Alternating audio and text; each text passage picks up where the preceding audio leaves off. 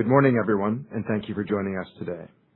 Before we begin, I'd like to remind you that today's remarks, including management's outlook for fiscal year 2027, our long-term fiscal 2030 financial targets, and answers to questions, contain forward-looking statements.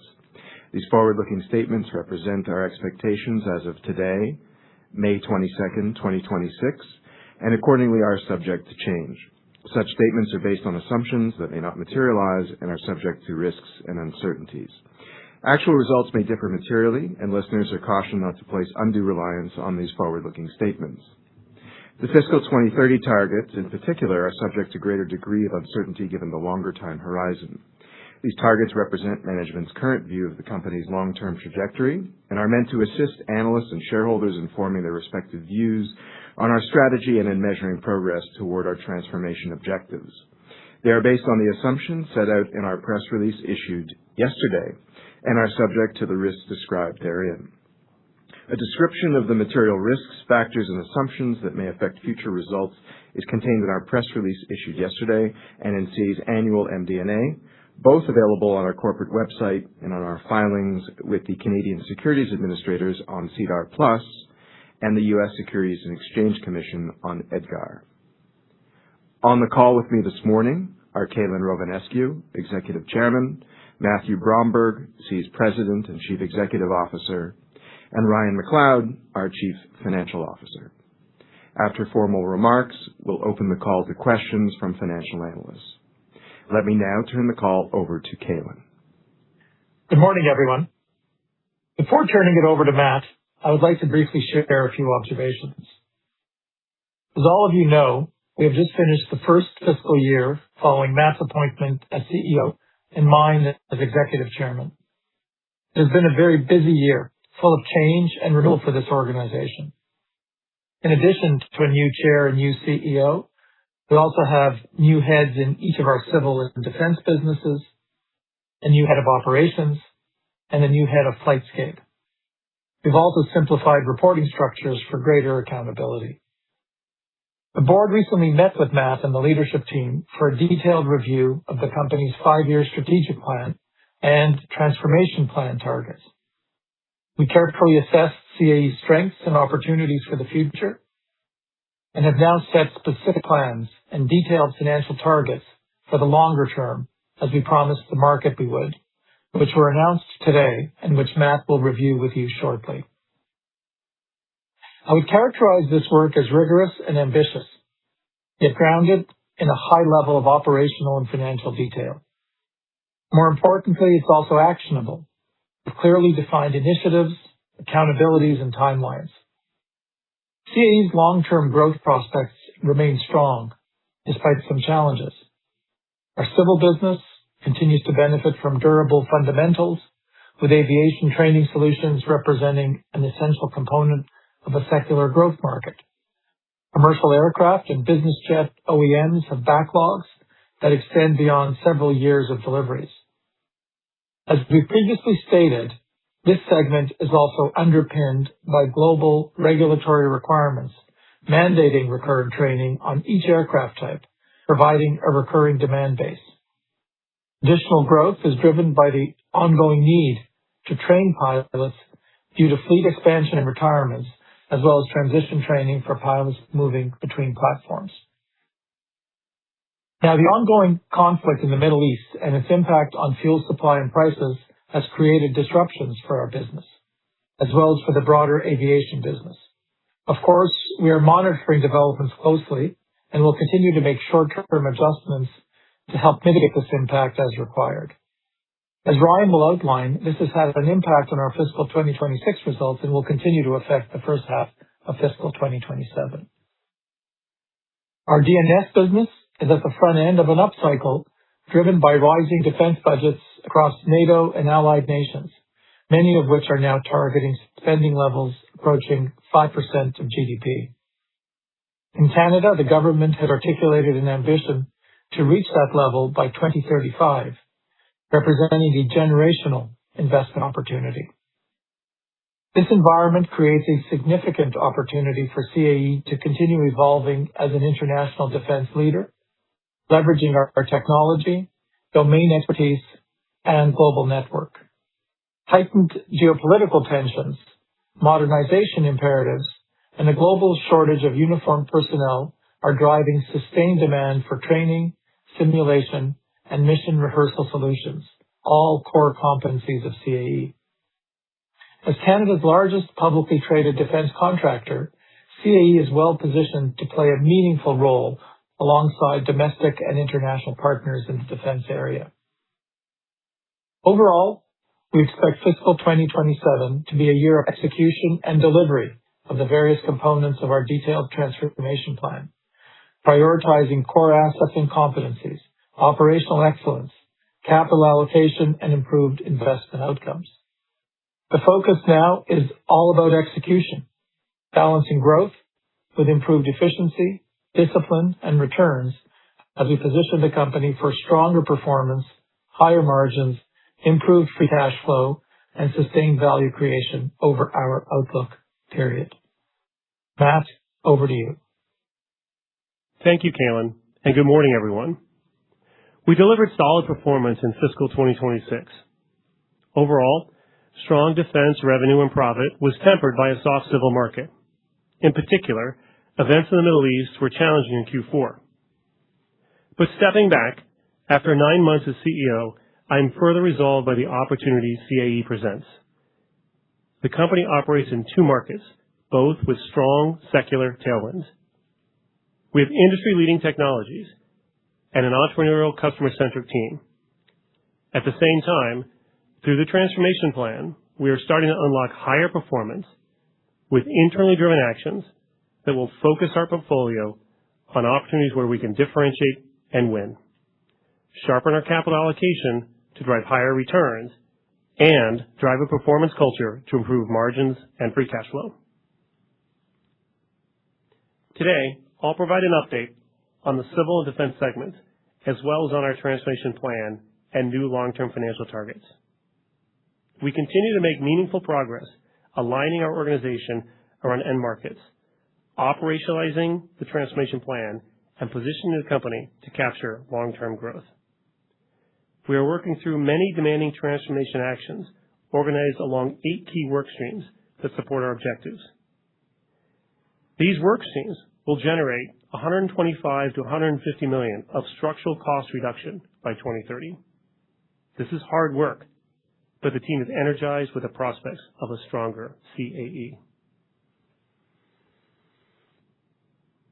This year, 2027, is a reset year. First, given the soft market of last year, we enter 2027 with a lighter order backlog of civil full-flight simulators.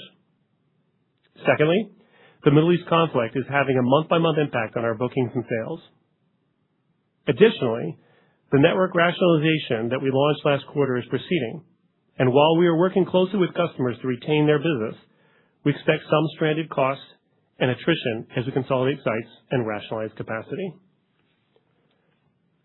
Finally, we are increasing investments on key internal systems, including simplifying our ERP from 5 separate systems to 2 and modernizing our factory. These investments will have long-term benefit for CAE. And at the same time, we are not assuming any benefit from government R&D programs. Our latest federal funding program recently came to an end, and we decided to pause future programs while we work with the government to align a structure that will advance Canada's defense industrial strategy, further elevate civil aviation, and enhance CAE's capital discipline and flexibility. Looking past this reset year, both businesses remain strong and will work to mitigate some of the reference disruptions. We know the actions being taken are necessary to reposition CAE for balanced, profitable growth. Shifting to the team. During the quarter, we announced several important leadership appointments that strengthen the team responsible for executing the transformation and advancing our strategy. Ryan McLeod joined CAE as Chief Financial Officer. Ryan brings significant external experience to CAE's financial organization and is rapidly coming up to speed. Pascal Grenier was appointed President, Defense and Security. Pascal's role centralizes 3 defense strategies and efforts into a single team that will leverage our unique local presence and our strong technology core. And finally, Our Transformation Program Management Office is fully staffed and operating at a rigorous cadence to drive alignment, accountability, and progress. Over the past year, with these final leadership changes, we have simplified CAE, reducing the previous 7 president positions, staffs, and organizations to 2. This aligns our talent and organizations around our 2 customer segments. Additionally, Everett continued to streamline the company and reduce spans and layers. This will further drive performance as we execute our transformation and grow.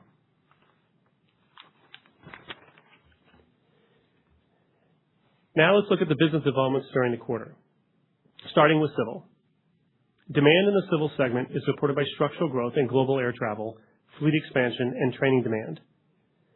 Civil is a fantastic business, and we are the market leader across commercial and business aviation product and training services. We know that air travel has consistently grown faster than GDP, and one of the core initiatives of our transformation is to streamline our operations to drive structural improvements and returns. In civil, for fiscal 2026, we delivered modest revenue growth, helped by the successful integration of our SimCom acquisition. Our full-year book-to-sales ratio was 0.96, with lower product order intake weighing on our expectations for fiscal 2027. Civil profitability was negatively impacted by a number of factors, including training market headwinds and volatility in the Middle East. Ryan will provide additional details around the items influencing our Q4 results and fiscal year 2027 outlook. This year, we marked an important milestone with the FAA and EASA qualification of the world's first Boeing 777-9 full flight simulator. This represents yet another example of CAE innovation and, more importantly, trust and collaboration with the Boeing company, and it reinforces CAE's position at the forefront of next-generation simulator development. Based on Boeing's order book for the 777X, this represents a meaningful pipeline of opportunities for civil aviation over the next decade, in a market where CAE is the established leader. We also expanded our partnership with Interglobe, the parent of Indigo Airlines, to grow our training network in India, with the inauguration of our 4th Advanced Pilot Training Center located in Mumbai. Our joint venture services multiple airlines in India, which is one of the fastest-growing aviation markets globally, and already the 3rd largest domestic market, with passenger volumes approaching 240 million annually. Our partnership with Interglobe positions us well to meet that demand and support the next phase of growth in the Indian market. In the business aviation segment, we signed a long-term training services agreement with Bond, a new private jet fractional operator. This agreement aligns CAE with a high-growth segment of the business aviation market, where training demand is recurring and predictable. Bond's fleet will be comprised of super midsize and ultra-long-range aircraft, which is well suited to CAE's global training network and capabilities. Despite CAE's world-class platform, our utilization, performance, and returns have been below expectations. This underscores the need to have a nimble, right-sized training network. As discussed last quarter, we will rationalize the training network, and we've set the following objectives. We're going to remove approximately 10% of our commercial full-flight simulators. We will then relocate and optimize more than a dozen additional full-flight simulators to facilities where they can be better utilized. And finally, we will close between 4 and 6 of our training centers after all this activity is done. To date, we've already retired 5 devices and closed 1 training center. Across the remainder of fiscal year 2027, we expect to retire 8 to 10 additional devices, remove over 300,000 square feet from our global footprint, and continue to look for opportunities to close additional centers. These actions will better align the civil business with anticipated demand over the long term. These initiatives will drive structural improvements in our profitability, cash flow, and returns on invested capital through greater efficiency, stronger asset utilization, and a more disciplined operating framework. Now let's turn to our defense business. We delivered another strong quarter across the board, with revenues growing 6% in Q4 and 9% for fiscal year 2026. A positive demand backdrop drove our book-to-sales north of 1.11 in Q4. Additionally, alongside solid growth metrics, the team realized another quarter of year-over-year adjusted segment operating income expansion to 10.2%, as programmatic and operational improvements continue and the business benefits from program timing and mix. Overall, very solid results from the defense team in the quarter and for the year, with further progress anticipated in fiscal 2027 and beyond. Looking more broadly at the strategic context for defense, we are seeing sustained increases in defense spending driven by readiness, modernization, and evolving mission requirements, and this is creating a significant opportunity for CAE. We are also seeing a robust pipeline of opportunities that is multiple times our current defense backlog, including several programs with potential contract values in excess of $1 billion in Canada and across NATO.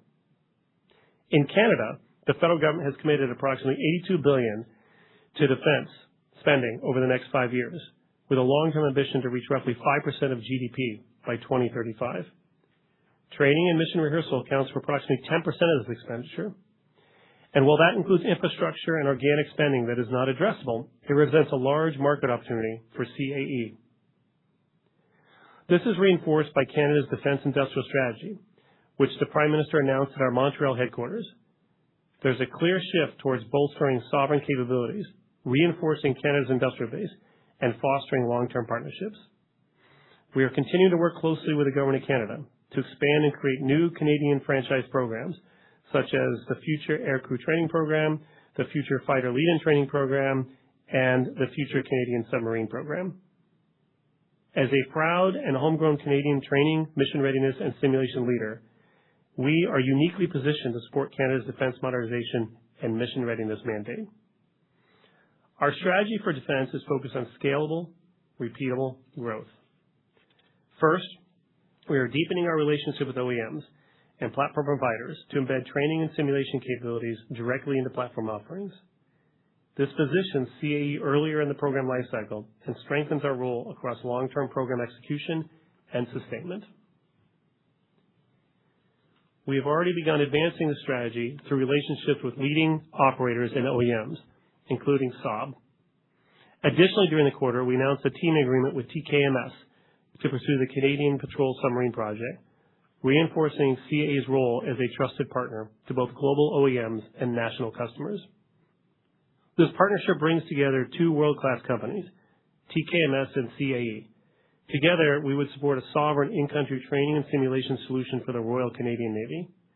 This partnership not only supports Canada's submarine ambitions, but also positions CAE to support TKMS international customers in both submarine and maritime pursuits. We hope to expand these partnerships over time. We also have an established track record of successful collaboration with OEMs, including the International Flight Training School, or IFTS, in Sardinia, Italy, developed in partnership with Leonardo. IFTS combines advanced simulation technologies with live flight training to deliver world-class pilot instruction and operational readiness. Over the last 4 years, IFTS has delivered over 44,000 flight and synthetic training hours to over 15 nations. Establishing a leadership position in the market necessitates world-class leadership. And that's why our defense business will be integrated across the globe with a centralized team for business development and engineering solutions. This simplifies our structure, reduces duplication, improves execution, reduces spans and layers, and will drive SG&A savings. Additionally, the defense team is also looking to rationalize its footprint where possible and focus on growth franchise. And this is evidenced by our decision to exit our Broken Arrow facility, which is in Oklahoma. Shifting to the portfolio, on May 11th, we announced that we are exploring strategic alternatives for Flightscape. This action reflects early momentum in building a more focused portfolio. While Flightscape is a high-quality business with a world-class platform, it sits outside our core, and we believe it can better realize its full potential outside of CAE. Advisors have been engaged, and the process is underway. Flightscape represents 4 to 5% of our revenues and the bulk of the 8% announced in April. Of the 8% announced in April revenue that we identified as non-core, the majority sits within our civil business. Looking internally, we are identifying opportunities to insert artificial intelligence and automation to improve efficiency and customer experience. One example recently deployed in our civil business is leveraging AI to reduce the time it takes to complete technical resolution of certain issues within our full flight simulator network related to customer simulator issues and integration of software and hardware. We reduced the execution time from hours to minutes. We'll execute initiatives like this and other key actions over the next 18 months. Overall, these actions demonstrate clear progress against our strategy. We are aligning leadership to execute the transformation, sharpening the portfolio, expanding in attractive growth markets, deepening OEM and customer partnerships, and leveraging our technology leadership and network to drive higher performance and long-term value. Underlying this growth and transformation is a necessary evolution of CAE's culture to reinforce accountability, operational excellence, and continuous improvement across the organization. Looking forward, I will be personally spending a significant amount of my time on embedding a more disciplined, performance-oriented operating model across the company, because I believe this cultural evolution is critical to the long-term success of our transformation and growth of our franchise. Over the last decade, we have fallen short of investor expectations too often. Going forward, our objective is to build a company that consistently delivers on its commitments and is recognized as a reliable compounder of long-term shareholder value. At its core, this means strengthening CAE's culture as a disciplined steward of shareholder capital with a clear focus on accountability, execution, profitability, cash generation, and returns. Starting in fiscal 2027, we are moving forward with a more disciplined and aligned executive incentive structure, which is centered on free cash flow, operating margin and operating margin expansion, returns on invested capital, and EPS growth. This is expected to help align every leader and employee around the priorities driving our transformation and shareholder value. The announced update to our free cash flow definition is an important example of this progression. We believe capital expenditures should be evaluated with a consistent lens, regardless of whether they are categorized as growth or maintenance. Both represent real uses of cash. By incorporating total CapEx into our free cash flow framework, standardizing how we measure simulator utilization and asset performance, and increasing focus on a free cash flow conversion and returns on invested capital, we are reinforcing capital discipline and improving visibility into the underlying drivers of performance across the business. As we continue this evolution, we remain committed to preserving the customer focus, entrepreneurial mindset, and cultural innovation that have defined CAE for nearly 80 years. With that, I will turn it over to Ryan to discuss the Q4 2026 financials and our fiscal 2027 outlook in more depth. When Ryan has concluded his remarks, I'll discuss CAE's transformation plan and the new fiscal 2030 financial targets. Ryan, over to you. Thank you, Matt, and good morning, everyone. Before I get into the results for the quarter and our outlook, I would like to start with some initial observations from my first months at CAE and take a moment to thank Constantino Malatesta for his partnership and support during the transition. This is a business with strong market positions, a high-quality installed base, and clear opportunities to improve performance through more disciplined capital allocation and execution.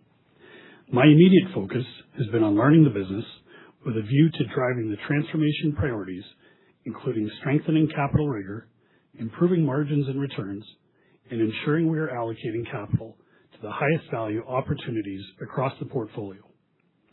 In addition, activities are underway to strengthen our financial planning and analysis capabilities to improve visibility, tighten forecasting, and support more disciplined execution across the business.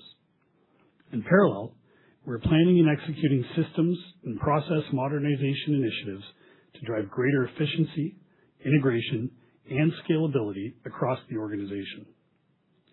From a capital allocation standpoint, our priorities are clear. First, we're committed to maintaining an investment-grade balance sheet.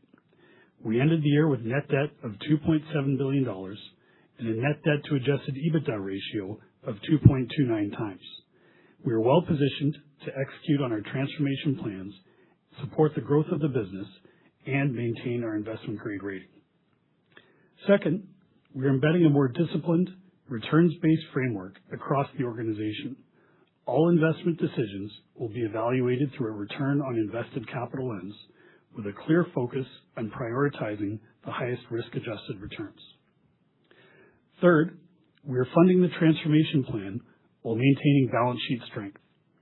The transformation is targeting total one-time costs between $200 million and $250 million, of which approximately $100 million is non-cash. We incurred $84 million of expenses in fiscal 2026, of which $59 million was non-cash charges. The majority of the remaining expenses are expected to be incurred in fiscal 2027. Importantly, this is an intentional, time-bound transformation program designed to improve the structural performance of the business, which we are anticipating will yield $125 million to $150 million of run rate savings by fiscal 2030. As we execute on our transformation plan, the targeted improvement in earnings and cash generation will provide flexibility to return capital to shareholders while also investing in high return opportunities to drive growth in the business. As Matt discussed, our transition to a more conventional definition of free cash flow reflects the cash we generate from operations, less all capital and intangible investments, whether for maintenance or growth, with no exclusions, plus any cash we invest in or receive back from our joint ventures. This will provide greater transparency both inside CAE and to our stakeholders, and is consistent with the increased capital discipline we're implementing across the business. Additionally, we've also decided to further refine other non-IFRS measures to better align our external reporting with how we measure the performance of the business internally, with a focus on underlying value creation and cash earnings. As a result, effective in the first quarter of fiscal 2027, we will update our definition of adjusted segment operating income, adjusted net income, and adjusted EPS to exclude the impact of amortization of acquisition-related intangible assets, removing a non-cash expense that we no longer consider in evaluating our return on invested capital. Taken together, these changes simplify our reporting, reinforce our focus on cash generation, capital discipline, and will help drive the right behaviors and focus across the company. Turning briefly to our results. In the fourth quarter, consolidated revenue was $1.3 billion, up 4% year-over-year. Adjusted segment operating income was $211.8 million compared to $258.8 million last year, and adjusted EPS was 42 cents per share. Lower adjusted segment operating income was driven by softer civil training performance, which included headwinds from the Middle East conflict that impacted our business in the region. Performance also reflected several discrete items in the quarter, including higher credit-related charges, lower government grant contributions, higher research and development costs, and a tougher year-over-year comp, which included a gain on an asset sale a year ago. This was partially offset by improved performance in our defense business. For the full year, revenue was $4.9 billion, up 4%.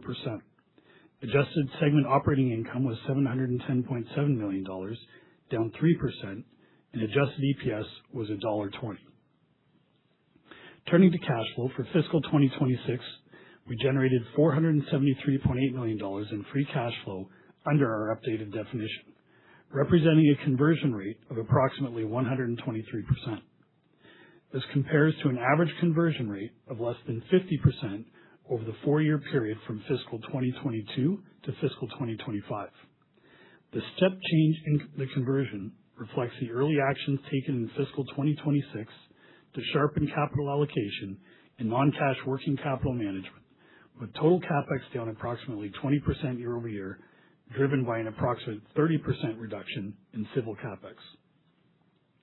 In civil, fourth quarter revenue was $746.7 million, up 3% year-over-year, while adjusted segment operating income declined to $152.4 million, primarily reflecting lower utilization and the impact from disruptions in the Middle East, along with the majority of the discrete items I described previously. For the full year, civil revenue was $2.7 billion, and adjusted segment operating income was $510.5 million, with a margin of 18.6%. In defense, fourth quarter revenue was $580 million, up 6%, with adjusted segment operating income of $59.4 million and a margin of 10.2%. For the full year, defense revenue increased 9% to $2.2 billion, with adjusted segment operating income of $200.2 million and a margin of 9.2%, reflecting strong demand and improved execution. Let me now turn to fiscal 2027. As Matt noted, fiscal 2027 will be focused on transformation, where we are actively implementing the actions required to reshape the business and improve its long-term performance, while simultaneously maintaining focus on our core operations. We expect consolidated revenues to grow at a low single-digit rate, with civil revenue expected to be flat to slightly down and defense expected to grow at a mid-single-digit rate. Adjusted segment operating income margin under our updated definition is expected to be in the range of 14.6% to 15.1%. Adjusted EPS under our updated definition is expected to be between $1.21 and $1.28, and free cash flow conversion is expected to be between 85% and 95%. Of note, fiscal 2027 cash conversion is embedded in our outlook for 100% cumulative cash conversion over the 4-year period ending in fiscal 2030. All in, our capitalized investments in growth, maintenance, and research and development are expected to be approximately flat year-over-year in fiscal 2027. Over time, while our sharpened focus on capital discipline and free cash flow generation will necessitate a more effective balance between returns and growth, we will not shy away from responsibly and diligently using our capital to invest in growth opportunities that generate attractive returns and create sustainable shareholder value. With our greater cash optionality over the next several years, there will potentially be additional opportunities to accretively deploy cash towards incremental growth opportunities, or in their absence, return excess cash to shareholders. Our commitment is to remain measured, disciplined, and transparent, while ensuring that we maximize shareholder value and deliver on our promises. I'd also like to provide some additional details around our expected fiscal 2027 performance. There are 3 key factors driving the year-over-year margin and earnings profile for fiscal year 2027. First, to successfully execute the transformation plan, we're making intentional investments in our systems and processes, including ERP as well as our factory.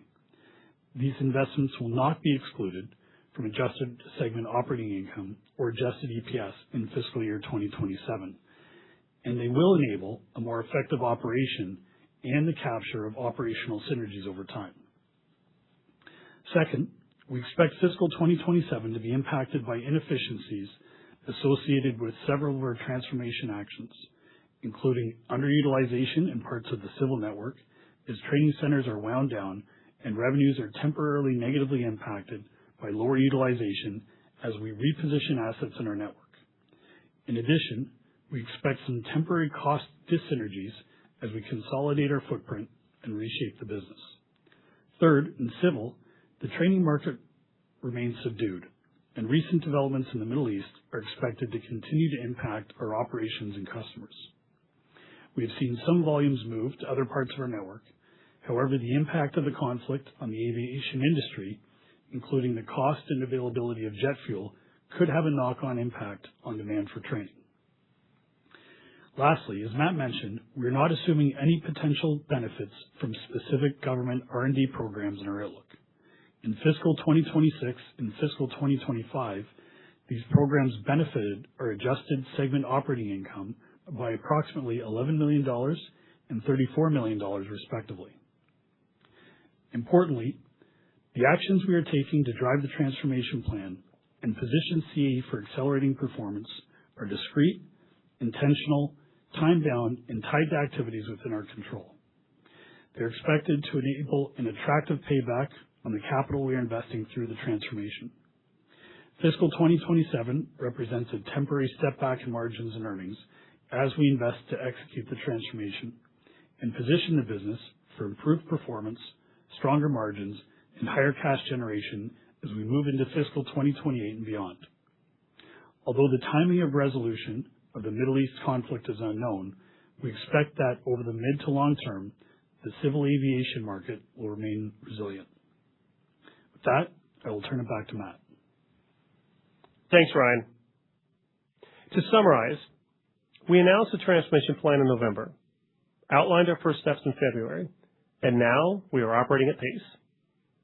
At its core, the transformation is about focusing on where we can win investing where we have highest returns, and improving how the business performs and generates cash.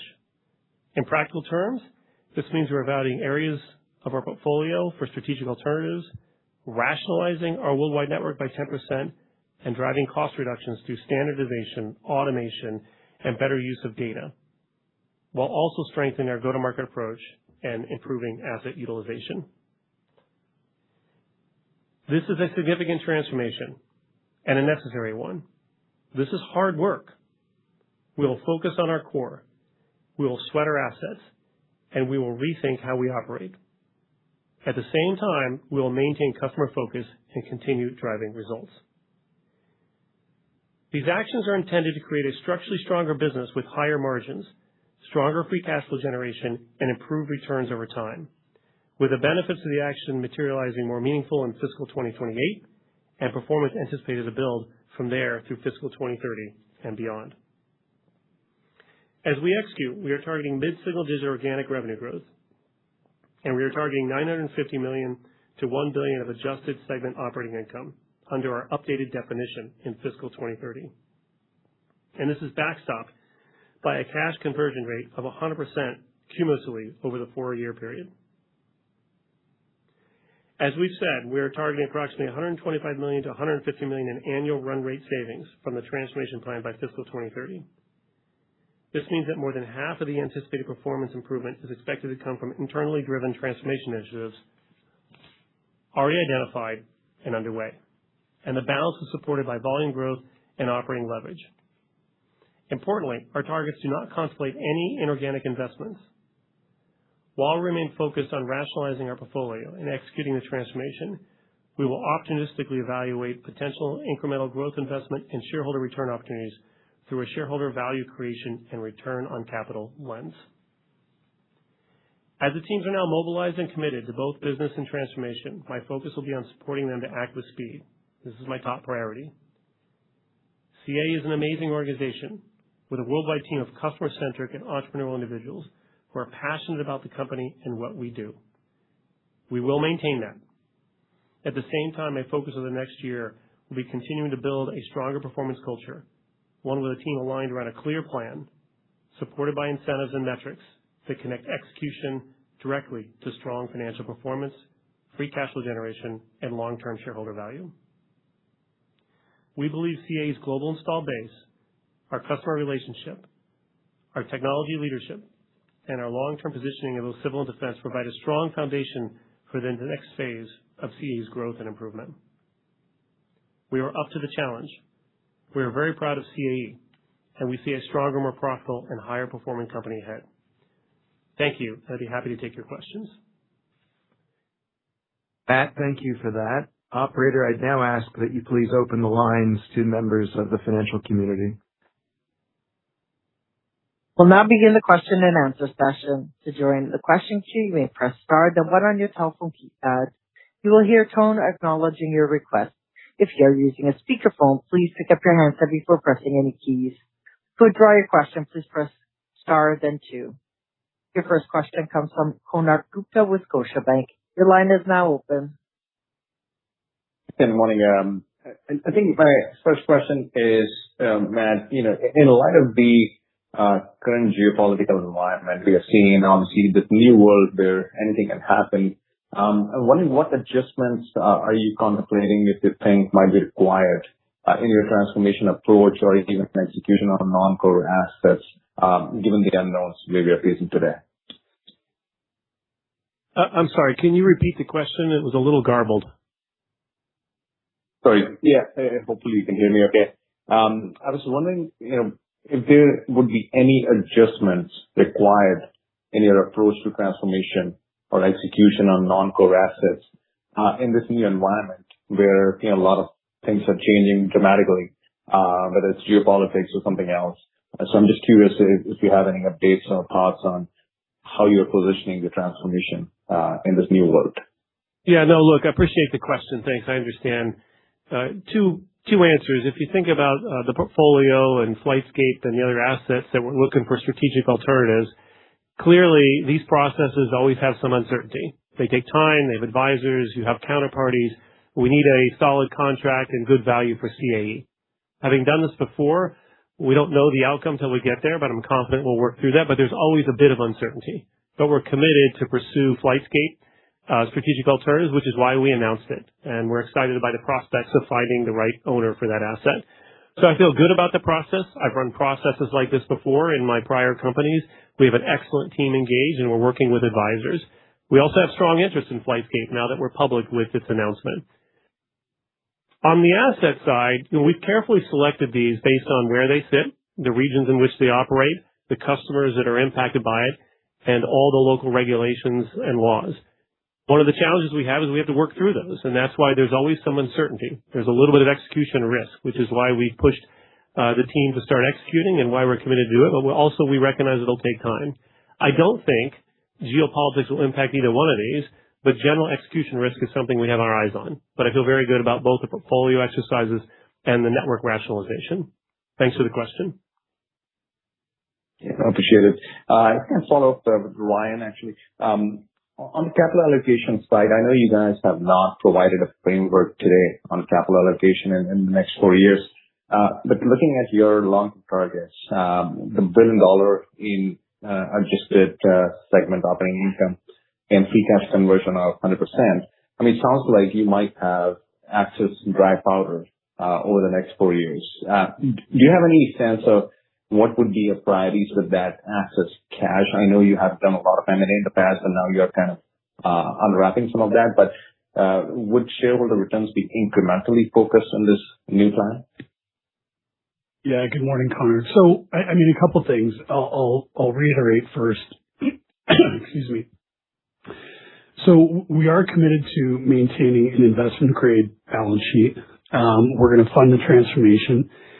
Beyond that, capital allocation, it's really going to be return and opportunity driven. So I do expect there will be incremental opportunity for returning capital to shareholders. We're going to look at incremental organic investments, and as well, there's going to be opportunity for incremental inorganic investments. So, over a 4-year period, it's a little bit difficult to sit here today and give you a lot of clarity on how that's going to look. But what we've tried to do is give clarity over the framework with which we're going to evaluate those alternatives, and that's through a return on invested capital lens.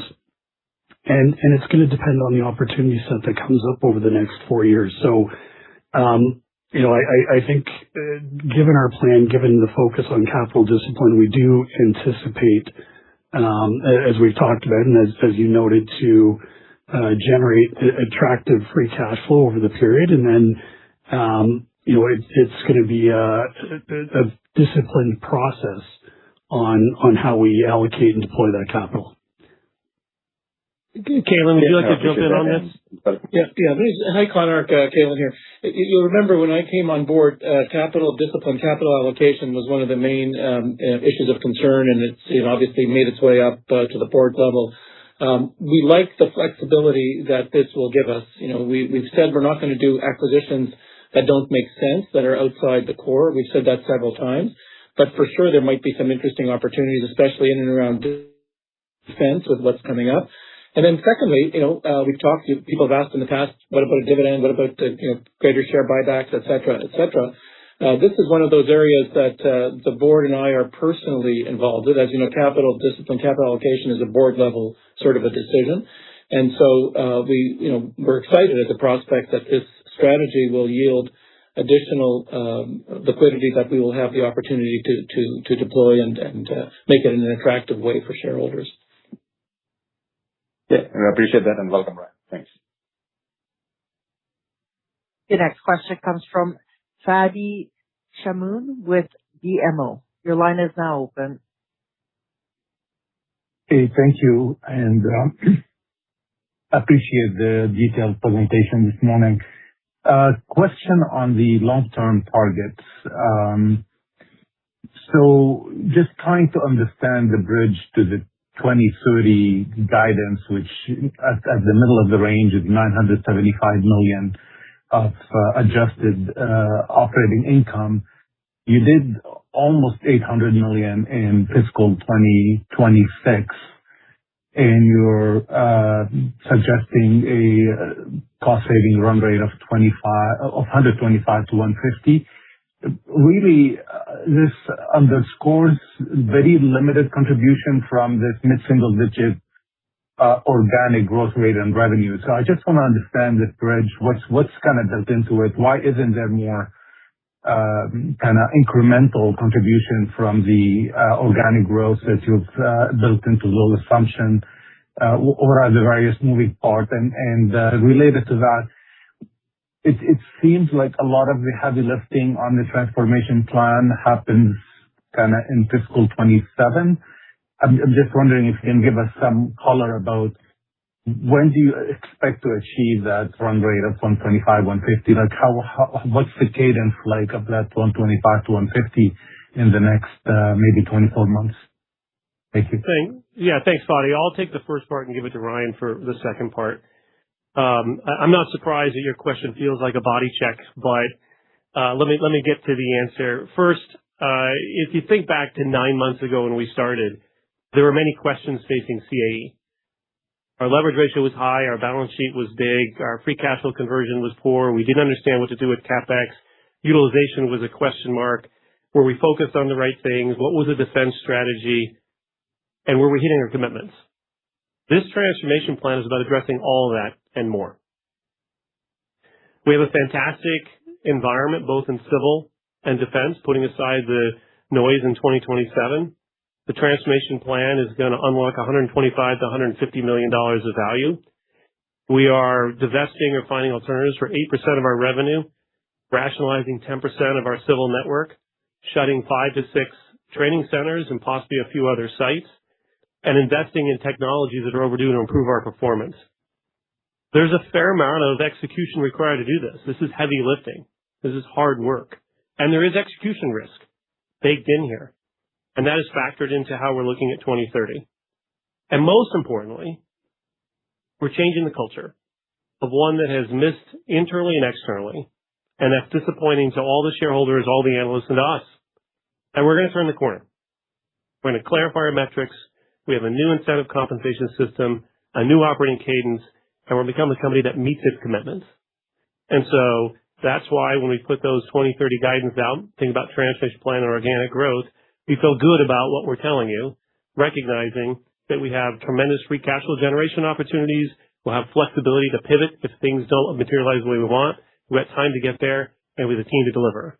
We are the world leader in civil training.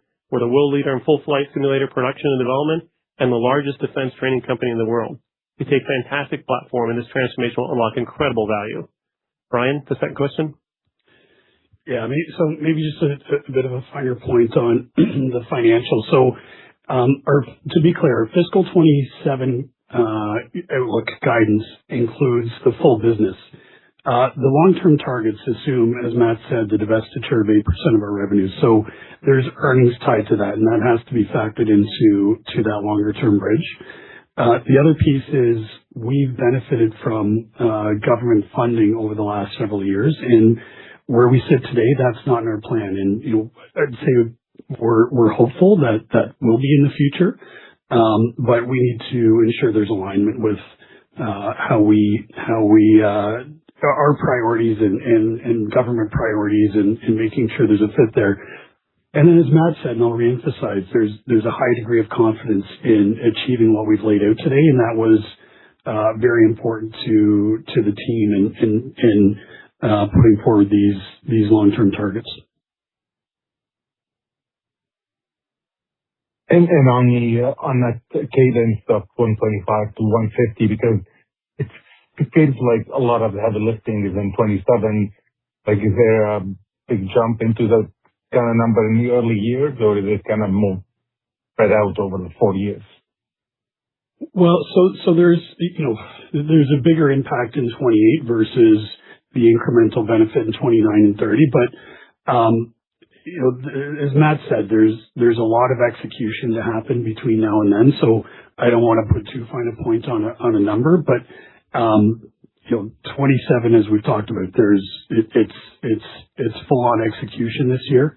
We will see that benefit materialize in 28, and then it's a bit more incremental for 29 and 30. The only thing I would add, Appreciate it. thanks. Yeah, the only thing I'd add, Fadi, and thanks, Ryan, is that as we look at the investments on transformation, which today is the best use of capital, as I think about where I want to spend our money, these are 2 to 3 year payback projects. Some are on the shorter end, some are on the longer end, but that's the way to characterize. We're spending the bulk of the money in 2027 and think about 2 to 3 year paybacks for every project. Thank you. Your next question comes from Cameron Dirksen with National Bank. Your line is now open. Yeah, thanks very much. I guess a question on the segment operating margins within your longer term targets. I know you're not providing that now, but you have sort of talked about some of the expectations of those in the past between civil and defense. Obviously, you've changed your, definition of segment operating income, but any commentary you could provide on what you think ultimately in 2030 the individual segment margins will look like? Yeah, let me comment, and if Ryan wants to add something. As I've said from my initial day on the job here, I saw there was opportunity to improve defense margins. I don't subscribe to a mid-single digit defense business from an operating income level, and we're on a path to improve that. We're only a couple years into improving our margins, but we're making good progress. And it's about improving our mix. It's about winding down the legacy programs, which were dragging us down, and having better contract performance and bidding going forward. So we're going to take a methodical, gradual approach. When I look at defense businesses stepping back, 11% plus or minus is a solid margin, and that's where we're going to march to. And then if you infer from that from operating margins within civil, they will be higher, and that's what we're targeting. Brian, need to add anything? No, I think that covered it. Okay. And just on the optimization of the pilot training network, obviously you kind of mentioned that you expect to be some attrition of customers. Can you discuss, I guess, some of the discussions you're having with customers there as you shift the network around, and I guess any other discussions that you're having with customers on potential pricing improvements with some contracts that you have that maybe are a little lower than what they should be? Yeah, that's a great question. Thank you. So every site is going to be an interplay of multiple stakeholders. We have a landlord, we have employees, often have work councils, and yes, multiple customers, usually one anchor customer, but multiple customers. Those conversations started prior to our April announcement of where we were going, and they're complex, but we're having exactly that dialogue. If the contract structure changes, there may be a reason to keep a site open. I've said to many of our investors and analysts, don't over-index on utilization. If I have a low utilized full flight sim, but a very, very highly priced contract, that's a fantastic place to be. So it's a combination of pricing, contract structure, and volume. And so we're all going with that. We're optimistic that we're going to retain most of our customers, but I'll be honest, there will be some attrition, which is why we factored it into our 2027 and long-term guidance. We hope to retain every single one of them. We think we're the best provider for their training services, but ultimately we have to come to agreement, and it's one customer at a time, and that's ongoing. Okay, perfect. Thanks very much. Your next question comes from Daryl Young with Stifel. Your line is now open. Hey, good morning, everyone. With respect to the 100% cumulative free cash flow target, you're obviously starting from a low point in 2027. Are you able to share with us what you think the sort of run rate 2030 free cash flow conversion? I'm assuming it's more like 110% plus. Think about it in the range of 100%. I wouldn't want to be more precise than that. It'll obviously, given what our 27 number is, when you do the math out to 30, it's slightly higher than 100%. But that's a good range to think about over the long term. Yeah, thanks, Ryan. The only thing I would add is some of our investments are large and can be lumpy that affect our free cash flow in a given year. We announced our WestJet Training Center in the fall. We're finalizing agreements to get started on that project. That's a large investment that may cause a spike in one year, and our responsibility as stewards of capital is to make sure that we draw that down. So large investments happen, which can run up and down, but if you step back over the past 5 years, we've averaged about 50% free cash flow conversion using our new, more simplified definition. Over the next 5 years, we're going to be cumulative around 100. Some years will be up, some years will be down, but In total, we're going to be generating a lot of incremental free cash flow for shareholders. Got it. Okay. And then with respect to the 2027 guide, it doesn't sound like you're going to add back effectively all of the ERP or maybe even all of the transformation costs in your EBITDA numbers. So are you able to ring fence for us just how big of an impact of that ERP spend is and some of those sort of non-recurring one-time costs actually are?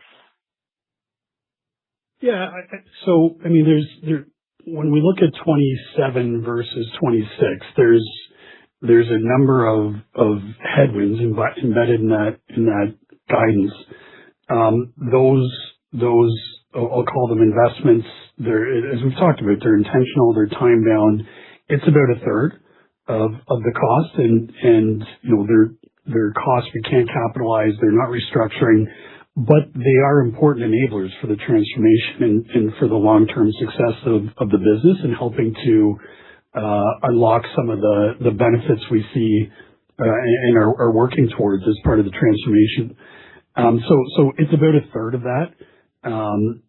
There's some headwind, as we've talked about, from not having the government funding benefits. Again, that's an intentional choice we're making, as we want to make sure that whatever funding that we're seeking and getting is well aligned with the plans and operational plans for the business. And then the rest is we talked about. It's a softer civil backlog going into the year. There's the Middle East headwinds, and so that's kind of the high level bridge from 26 to 27. Okay, that's helpful. Thanks very much. Your next question comes from Sheila Kahyaoglu with Jefferies. Your line is now open. Hi, guys. Thank you. This is Kyle on for Sheila. I had a question just about the FY27 guide for the civil business. You talked in the prepared remarks about, I think, fewer simulators and backlog entering the year. That's despite planned higher airframer build rates, and then obviously the training side of the business still being subdued. Can you sort of parse that out across, sims and training and then commercial and business aviation as you look at the near term and ultimately what, the sort of terminal growth rates could be for those pieces of the business as you look out towards that mid-single digit growth rate to FY30 for the total cost? Yeah, thanks for the question. Let me start and then I'll turn it over to Ryan. Entering 2026 was one of the lightest order years we've had since COVID. And so we have a much lower backlog going into the year. Lead time on our devices is 12 months plus or minus. So that's the backdrop. Add to it the network, which we all have come to recognize was overbuilt given the market, and so we're rationalizing it. So those are the primary moving pieces. If you step long term, as air traffic grows 4 to 5%, putting aside year-over-year ups and downs on deliveries and other factors, the need for simulators is going to go 4 to 5%, and we're the market leader. And so if I look long term, that's how I frame it. There'll be ups and downs inside there. There'll be deliveries in new aircraft type, but that's the market. If you look over the next 20 years, it's been the market for the last 20 years, and we intend to maintain our market share and continue to grow our position. I'll turn to Ryan for a little bit more specific. Well, yeah, I think that largely covered it. I mean, the headwinds in civil, I just kind of talked through. There's as Matt said, the lower backlog. There's some as these simulators come offline, as they get relocated, there are stranded costs tied to that. There's cost to move them. There's some inefficiencies as these things wind down, and so that's we call it a third. And then as we've talked about the Middle East, the uncertainty there is really the balance. Okay, that's very helpful. Follow up on sort of margin trajectory for the civil segment. It sounds like some of those stranded costs are at the company level about like the ERP integration and whatnot in FY27. When you think about the civil margin over the longer term, is there any reason why it shouldn't be structurally higher than it is today as it comes to rationalizing some of the footprint and some of the pricing comments you made earlier? Well, I mean, our expectation is over the mid to long term and embedded within the longer term outlook is there's margin expansion in both sides of the business, both civil and defense. And whether measured under the new definition or old definition, the margins in both businesses would be at levels that it hasn't been achieved in this business. So, the transformation is an important part of unlocking that. But certainly there is margin expansion expectations in both businesses. Okay, thank you. Your next question comes from Krista Friesen with CIBC. Your line is now open.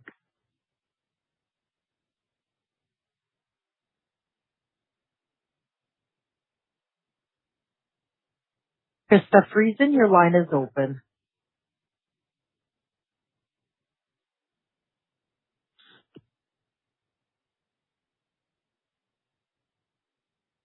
Your next question comes from Mark Neville with Canaccord Genuity. Your line is now open. Hi, good morning. Thanks for taking my questions. Maybe first on the cost savings, maybe just two parts.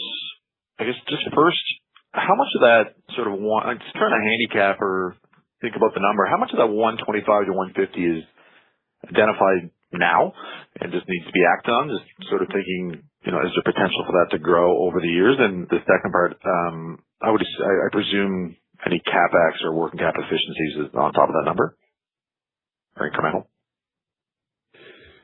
Yeah. So the short answer, Mark, is it's all identified. Now, I don't mean to sound overconfident. We're very confident in achieving the target, but there's going to be pluses and minuses certainly as we get into execution. But the short answer is it's all identified, and roughly half of it's going to come from labor productivity. About a third is tied to footprint efficiencies. And then the balance is other operational efficiencies. So there's a very robust plan set of targets that are tied to that. Your question or the second part around CapEx.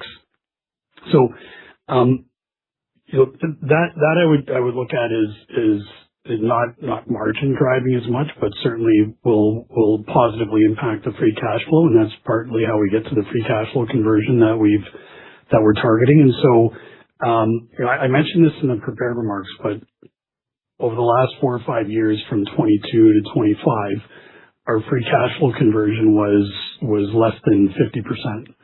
And so as we look at targeting 100%, there's an element of margin expansion there. There's an element of growth, but a lot of that is going to be capital discipline. As Matt said, we're still going to spend capital. This is not a low single digit CapEx business. This is a mid to high single digit CapEx business that'll vary year to year depending on the nature of projects and it's also a long cycle business. So if we build out a training center, that's a year process minimum, and then it takes a year to ramp up. And so you got to think about these in 2 to 3 year sort of time frames from beginning to end. But as I said, that's all embedded in that free cash flow conversion that we've outlined in our targets. Thanks, Ryan. Let me just amplify. Yeah, just want to amplify, behind every one of these boxes in our spreadsheet that makes up the $125 to $150 million savings, there's a project, there's a timeline, there's a team of dozens, if not hundreds of people. As I talked about with the training center, it is a lot of moving pieces. We have landlords, we have suppliers, we have customers, we have employees, we have work councils. And so we feel good about it. It's about executing. And every 2 weeks we get together with the leadership team and we go down and review project by project. So we feel good about the portfolio projects and we have to now go work them. And the team is up to the task. We know how to do these. Can do it. We've done it before. And that's the focus of 2027. Got it. That's super helpful. Maybe a second question. Maybe just on the non-core assets. I can appreciate they consume capital effort. They may not be meeting the return thresholds. But when you think about sort of what you would consider a value accretive divestiture or finish to sort of divesting these assets, there's a certain way I guess analysts think about it. Sort of how would you sort of think about a value accretive a resolution to those assets? Yeah, first, let me start from a strategic lens and let Ryan follow up from a financial lens. Strategically, I look at these businesses and try and understand, do they support our core training and simulation franchises? And they don't. While they're aviation service related, they're not right in the center of what we do, which is aviation safety and training and simulation. Secondly, we look at how it impacts our customer discussions, and they're in different parts of the airline organizations. And third, if I think about use of the capital, we're very, very good at allocating capital to develop, manufacture, and deploy full flight sims and building training centers. And that's the best use of my growth capital going in the future. And so strategically, when I look at that lens, that's why these businesses, aviation service businesses, good businesses, are not core to what we do. Now, Ryan, from a financial perspective, can add to this. Well, I mean, I don't want to get into too many specifics. I think the way to think about it, Mark, is there's a value to CAE if we retain the business, and there's a value if we divest. And when we think about that in this strategic lens that Matt just talked about, we think there may be a better opportunity for these businesses with another owner, and it's as simple as that. And without getting into the specifics on expectations of value and so forth. Got it. Thanks again. Good luck. Your next question comes from Tim James with TD Cowen. Your line is now open. Thank you very much. First question, just returning to the asset divestitures. Is there any color you can provide on kind of a margin profile or how we should think about the assets being sold? I mean, you've mentioned that the majority of them are civil businesses.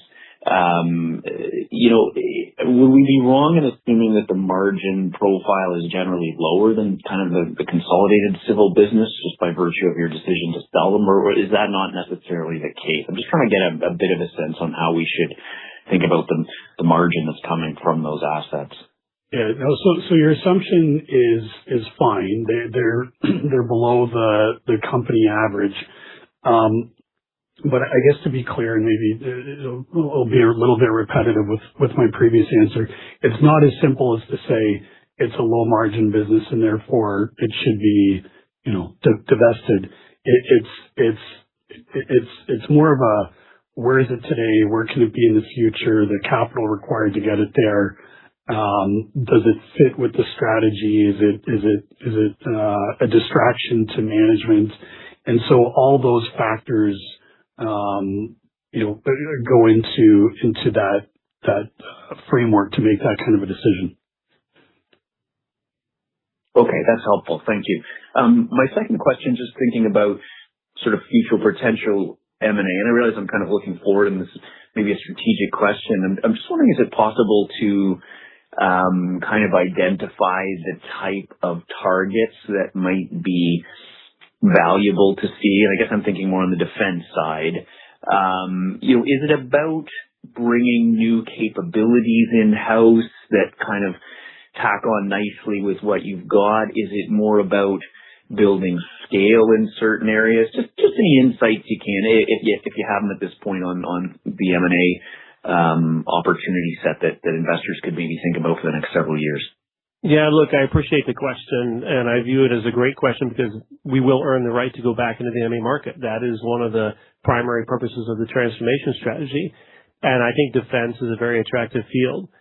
So, yes, one lens is defense technology. We have an amazing suite of simulation training, synthetic environment technologies. We'll start talking more about that in the future, but there are areas where we can augment that using some of these exciting small defense tech companies. We will bring the scale, go to market. They'll bring unique technologies. And we're pragmatic. If we have it in-house, we'll develop it. If we need to partner or buy it, we can. So that's one lens. The second lens, as you said, is there are sovereign opportunities where we may not have the scale we want, or those companies may not have the resources we have. So adding scale in the right geographies is the second lens. The third that you didn't mention is domain. So we are heavily focused on aviation. It's not surprising because simulation and training started in the aviation segment. But over the past few years, it's evolving quickly into land, maritime, space, and cyber. So we're excited with our partnership with TKMS because that is a chance to bring our world-leading simulation, training, hardware, software integration technology to a submarine and maritime environment. But we're going to continue to look for other companies in other domains because those are rapidly growing parts of the addressable market.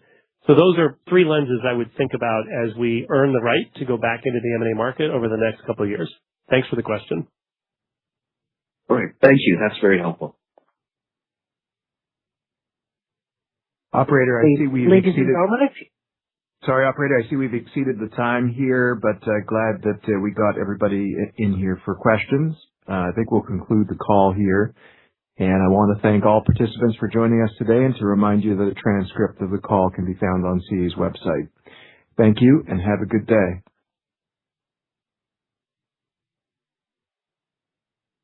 this brings to a close today's conference call. You may disconnect your lines. Thank you for participating and have a pleasant day.